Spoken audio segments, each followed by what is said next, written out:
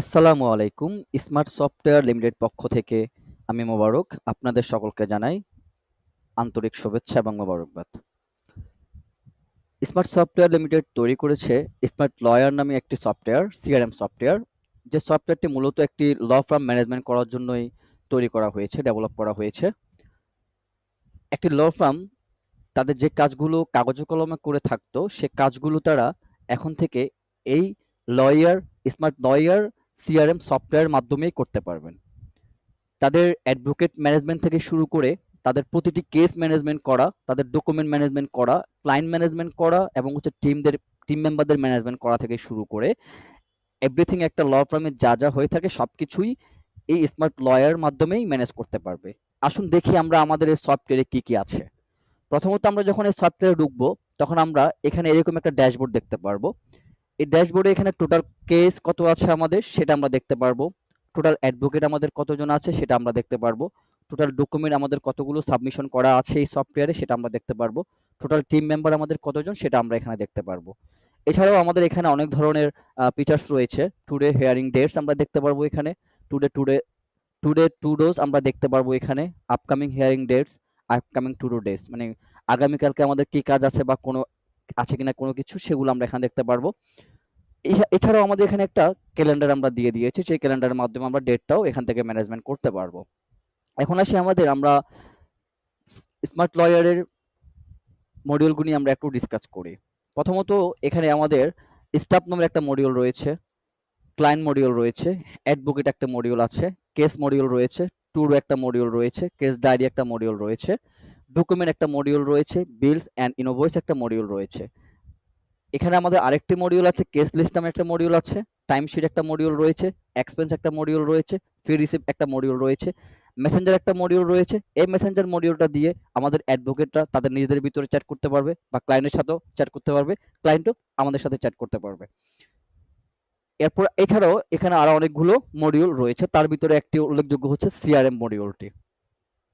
আসি আমরা এখন একটা আমাদের প্রতিটি মডিউলকে ভিতরে আমরা কি পাবো, কি আছে, কিভাবে আমরা ম্যানেজ করব সেগুলো আমরা একটু দেখে নেই। প্রথমে আসি আমরা স্টাফ মডিউলে। স্টাফ মডিউলে এখানে আমাদের ৩ টা ফাংশন রয়েছে, রোল, এমপ্লয়ি, গ্রুপ। প্রথমত আমরা এখানে একটা এমপ্লয়ি ক্রিয়েট করতে পারবো।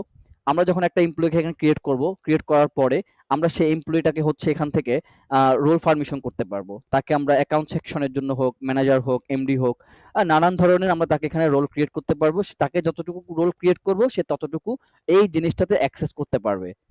সেটা অ্যাডভোকেট হোক, সেটা আমাদের কোনো এমপ্লয়ি হোক অফিসের, ল ফার্মের, সেটা হোক যেই হোক, তাকে আমরা যতটুকু পারমিশন দিবে সে ততটুকু এখান থেকে অ্যাক্সেস করতে পারবে। এরপরে আসি আমাদের এখানে আরেকটি ফাংশন রয়েছে, গ্রুপ। এখানে আমরা একাধিক মেম্বারকে গ্রুপ ক্রিয়েট করতে পারবো। এরপরে আসি আমাদের পরের মডিউলে, ক্লায়েন্ট মডিউল। ক্লায়েন্ট মডিউলে এখানে আমরা একটা নতুন ইউজার, নতুন ক্লায়েন্টকে আমরা ইউজার ক্রিয়েট করে দিতে পারবো। সেই ক্লায়েন্ট এখানে তার একটা ড্যাশবোর্ড পেয়ে যাবে আমাদের ল ফার্মের ভিতরে আরেকটা সেই ড্যাশবোর্ড পেয়ে যাবে, যে ড্যাশবোর্ডের মাধ্যমে সে আমাদের সাথে বা ল ফার্মের সাথে রেগুলার কন্ট্যাক্ট করতে পারবে। তাদের ডকুমেন্টগুলো, প্রয়োজনীয় ডকুমেন্টগুলো সাবমিট করতে পারবে। তার অফিসে কষ্ট করে আসা লাগবে না। হোয়াটসঅ্যাপেও সেটা পাঠাতে হবে না। খুব ইজিলি এখানে পাঠালে অটোমেটিক সেগুলো আমরা পেয়ে যাব এবং তার কেসের অগ্রগতি কিভাবে চলতেছে, কতটুকু হয়েছে সেটাও সে এখান থেকে দেখতে পারবে। এরপরে আসে আমাদের অ্যাডভোকেট মডিউলে। এখানে বেসিক্যালি আমাদের অ্যাডভোকেট মডিউল হচ্ছে, এখানে আমরা একজন অ্যাডভোকেটকে আমরা অ্যাড করব। কিভাবে আমরা তাকে অ্যাড করব? এখানে তার এভরিথিং সব ডিটেইলস আমরা দেব। দেওয়ার পরে আমরা একটা অ্যাডভোকেটকে এখানে সেভ করে নিলে একটা অ্যাডভোকেট আমাদের এই সিস্টেমে অ্যাড হয়ে যাবে বা আমাদের ল ফার্মে অ্যাড হয়ে যাবে। এরপরে আসে আমাদের কেস মডিউলে। তো বেসিক্যালি কেস মডিউলটা এভাবে থাকবে, এরকম থাকবে। এখানে টাইটেল থাকবে, কেস নাম্বার থাকবে, ইয়ার, কেস বা ট্রাইব্যুনাল, কোর্ট অথবা ট্রাইব্যুনাল, অ্যাডভোকেট, ডেট অফ থাকবে এখানে, অ্যাকশন কি হয়েছে সেটা এখানে থাকবে। তো বেসিক্যালি এটার জন্য আমাদের কি করতে হবে? প্রথমত হচ্ছে এখানে আমরা একটা নতুন কেস ক্রিয়েট করতে পারবো। প্রথমত এখানে আমরা কোর্ট সিলেক্ট করব অথবা ট্রাইব্যুনাল সিলেক্ট করব।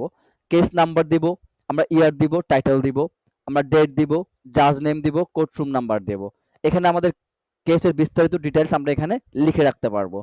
আন্ডার অ্যাক্ট দিতে পারবো, আন্ডার সেকশন দিতে পারবো, এফআইআর পুলিশ স্টেশন আমরা এখানে উল্লেখ করব, এফআইআর নাম্বার দিতে পারবো, এফআইআর ইয়ার কোন স্টেজে আসে সেটা আমরা এখানে উল্লেখ করে নোট করতে পারবো এবং হচ্ছে আমার এই ল ফার্মের যে ক্লায়েন্টকে আমরা এখান থেকে সিলেক্ট করে নেব। হ্যাঁ, ইউর পার্টি এখানে সেই কিসের জন্য কেসটা করতেছে সেটা আমরা এখান থেকে সিলেক্ট করে নিতে পারবো। এরপরে আসি আমরা এখানে ইউর পার্টি নেম, আমাদের ক্লায়েন্টের নাম এখানে আমরা লিখতে পারবো। এখানে সে ক্লায়েন্ট আমরা এখানে সিলেক্ট করে নিতে পারবো। অপোজিশন পার্টির ক্লায়েন্টের নাম আমরা এখানে কি করতে পারবো, সিলেক্ট করে নিতে পারবো। চাইলে আমরা এখানে একাধিক ক্লায়েন্টকে আমরা এখানে অ্যাড করতে পারবো। হ্যাঁ, আবার আমরা চাইলে অপোজিট পার্টির একাধিক যদি মেম্বার থেকে থাকে সেটাও আমরা এখানে কি করতে পারবো, অ্যাড করে নিতে পারবো। এরপরে আসে আমাদের এখানে অ্যাডভোকেট। এখানে আমরা এই কেসটাতে আমাদের যে অ্যাডভোকেটটা আমাদের ল ফার্মের যে অ্যাডভোকেটকে আমরা অ্যাসাইন করব সেই অ্যাডভোকেটকে আমরা এখানে সিলেক্ট করে দেব। এরপর হচ্ছে আমাদের অপোজিশন পার্টির যেই অ্যাডভোকেট থাকবে এখান থেকে আমরা তার নামটা এখান থেকে আমরা সিলেক্ট করে নিতে পারবো।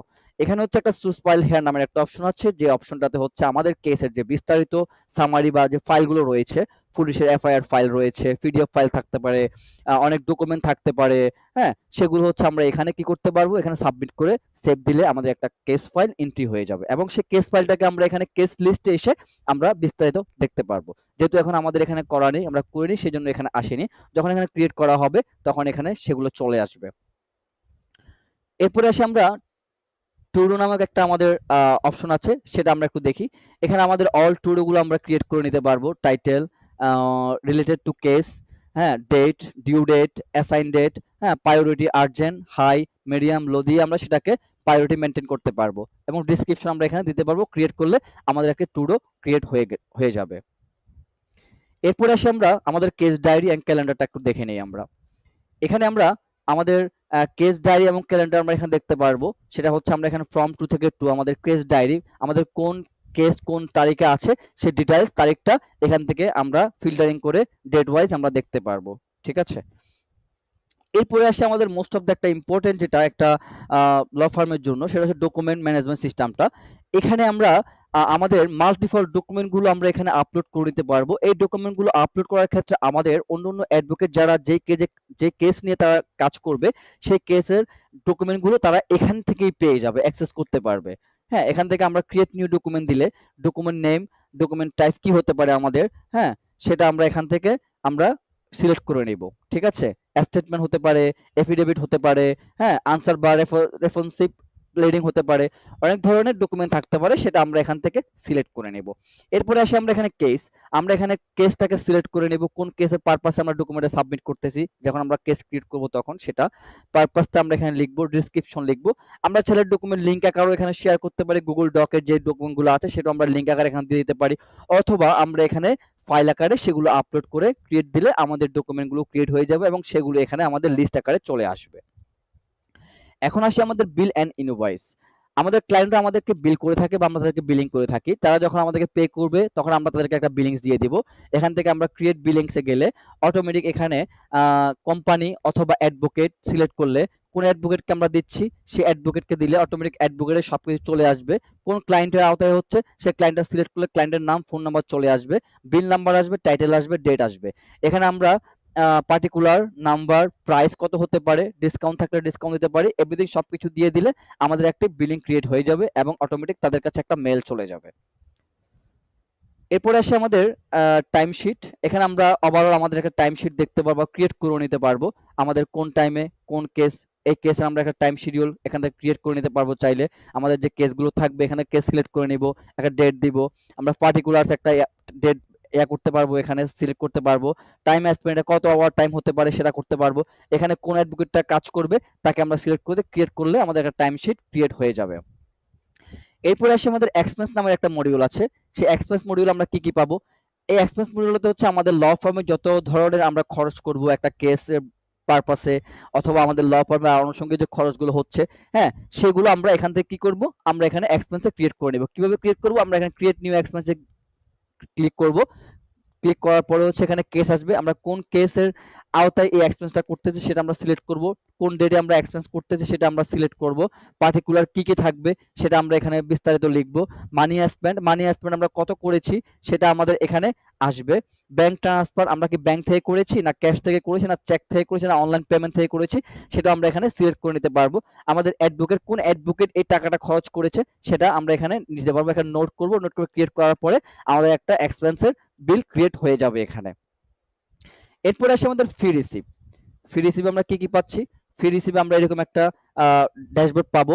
ফি রিসিভ মডিউলে এখান থেকে আমরা ক্লায়েন্টদের থেকে আমরা ফি রিসিভ করতে পারবো। এখানে ক্রিয়েট নিউ ফি রিসিভে গেলে আমরা এখানে কেস লিখবো, ডেট, পার্টিকুলার্স, রিসিভ ফি, পেমেন্ট মেথড, ক্লায়েন্ট নেম লিখবো, সিলেক্ট করব, এখানে আমরা নোট দিব, দেন হচ্ছে আমরা ক্রিয়েট করলে আমাদের একটি নতুন ক্লায়েন্ট থেকে আমাদের ফি রিসিভ করেছে সেই ইনভয়েসটা জেনারেট হয়ে যাবে। আমরা ক্লায়েন্টকে একটা ইনভয়েস দিতে পারবো, আমাদের এখানেও আমরা আমাদের ইনভয়েসটা রাখতে পারবো। এরপরে আসে আমাদের মেসেঞ্জার মডিউল।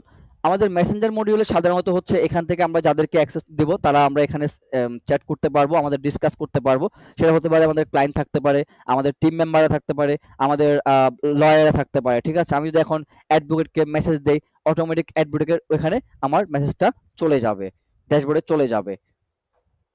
ঠিক আছে, তো এরপরে আসি আমরা আমাদের এখানে আরো অনেক ধরনের মডিউল রয়েছে, plan, referral program, CRM, support ticket, functional setup, setting.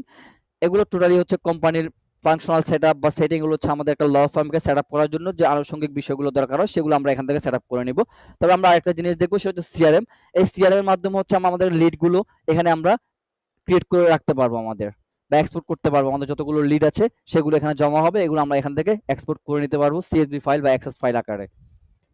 ধন্যবাদ, আশা করি আপনারা আমাদের smart lawyer law firm CRM management সফটওয়্যারটি বুঝতে পেরেছেন।